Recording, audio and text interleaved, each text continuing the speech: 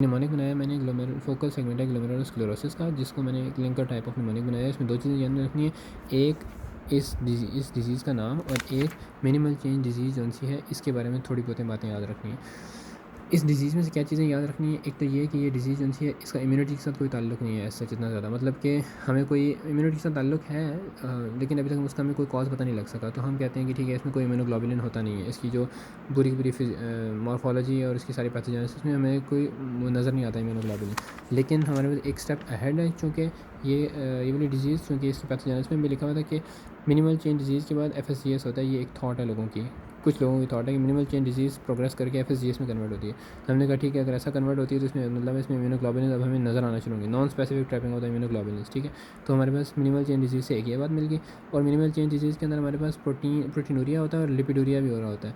तो वो जो उनसे प्रोटीन्स हैं और लिपिड्स हैं, वो जो उस डिज़ीज़ के अंदर, पिछली वाली डिज़ीज़ के अंदर उनकी ट्यूब्यूल्स में डिपॉजिट हो रहे थे। यहाँ पर हमारे पास क्या हो रहा है कि ग्लोमेरुलस के अंदर मैक्रोफेजेस जो हैं वो फोमी हो गए, यानी उन्होंने लिपिड ले लिया, और हाइलेनोसिस जो है वो भी प्रोटीन की डिपोजिशन की वजह से होती है, तो वो में हमारे पास हाइलेनाइजेशन भी हो गई है।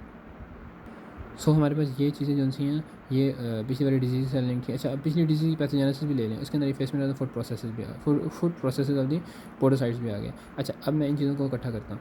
उसकी pathogenesis foot processes of podocytes आ गई, effacement of the foot processes of the podocytes, ये एक पॉइंट हो गया। दूसरा हमारे पास प्रोटीन्स की बात होगी और लिपिड्स की बात होगी, ठीक हो गया, यहाँ तक बात ख़त्म होगी, और साथ में इम्यूनोग्लोबुलिन्स की बात होगी।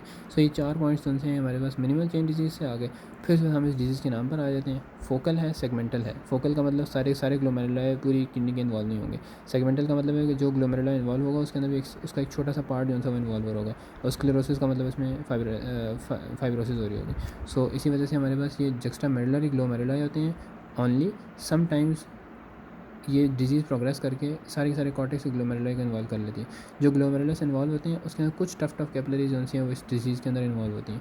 अच्छा, अब कैपिलरीज़ की बात आ गई। कैपिलरीज़ की जब बात आई, उसकी फाइब्रोसिस की बात आई, तो हमारे पास ऑब्लिट्रेशन ऑफ द कैपिलरी ल्यूमिना होना शुरू हो जाएगा। यानी कि अगर ये कैपिलरी ल्यूमिना है, इसके गिर्द गिर्द फाइब्रोसिस होना शुरू हो जाएगी ना, ज़ाहिर है ग्लोमेरुलस के अंदर फाइब्रोसिस हो रही है, तो इसके इर्द गिर्द फाइब्रोसिस हो रही है, इसका मतलब तो ल्यूमिन जो है वो हमारे पास कोलैप्स करना शुरू हो जाएगा। अच्छा, कोलैप्स करने की वजह एक ये भी होती है कि ये मेसेंजियल सेल्स जो होते हैं ना, अगर ये हाइपोट्रॉफी होना शुरू हो जाए, इंक्रीजिंग साइज़ होना शुरू हो जाए, किसी भी वजह से, इन्फ्लेमेशन की वजह से चाहे हो जाए, तो वो भी इसके ऊपर प्रेशर डालते हैं और कैपिलरीज़ को बंद कर देते हैं।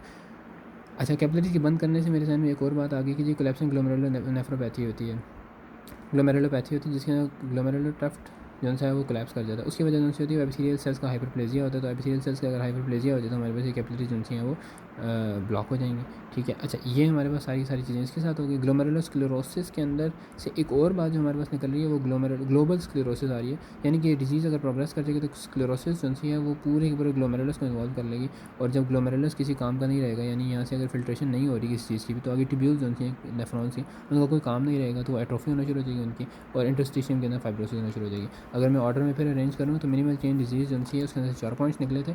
उसमें से एक पॉइंट हमारे पास प्रोटीन्स का हाइलाइन से निकला है, लिपिड्स का फोमी से निकला है, उसकी पैथोजेनेसिस से effacement of the foot processes निकला है, और इम्यूनोग्लोबुलिन्स की वहाँ मौजूदगी नहीं थी, यहाँ पर मौजूदगी हो गई है। और इस डिज़ीज़ के नाम से हमारे पास जो बातें निकली हैं वो हमारे पास ये फोकल, सेगमेंटल, सम टफ्ट्स इन्वॉल्व, और ग्लोमेरुलर स्क्लेरोसिस, जिसके अंदर स्क्लेरोसिस की जो बात की है तो हमारे पास ऑब्लिट्रेशन ऑफ द कैपिलरी ल्यूमिना की बात हुई है। ऑब्लिट्रेशन ऑफ कैपिलरी ल्यूमिना के साथ इंक्रीज मेसेंजियल मैट्रिक्स का जिक्र किया, क्योंकि वो एक another cause of the obliteration of the capillary lumina है। और ऑब्लिट्रेशन ऑफ कैपिलरी ल्यूमिन से मेरे जहन में कोलैप्सिंग ग्लोमेरुलोपैथी भी साथ ही आ गया, उससे मैंने कोलैप्स करने से ग्लोमेरुलर ट्रफ्ट्स को, ये बात यहाँ तक बात ख़त्म होगी। उसके बाद लास्ट में मैं आया कि जी अगर ये डिज़ीज़ मज़ीद प्रोग्रेस कर जाती है तो ये हमारे ग्लोबल स्क्लेरोसिस के अंदर जा सकती है। तो सारी की सारी जो नाम से बात निकली है उसके अंदर स्क्लेरोसिस से सब कुछ स्क्लेरोसिस हो रही है, और ल्यूमिन ऑफ द कैपिलरी की ऑब्लिट्रेशन हो रही है। ऑब्लिट्रेशन ऑफ द कैपिलरी ल्यूमिन और स्क्लेरोसिस, ये 2 बातें ध्यान में रखेंगे तो पूरी की पूरी जो है वो इस नाम से बात निकल आएगी, और मिनिमल चेंज डिजीज़ की 4 पॉइंट्स निकालेंगे तो पूरी की पूरी मॉर्फोलॉजी कंप्लीट हो जाएगी।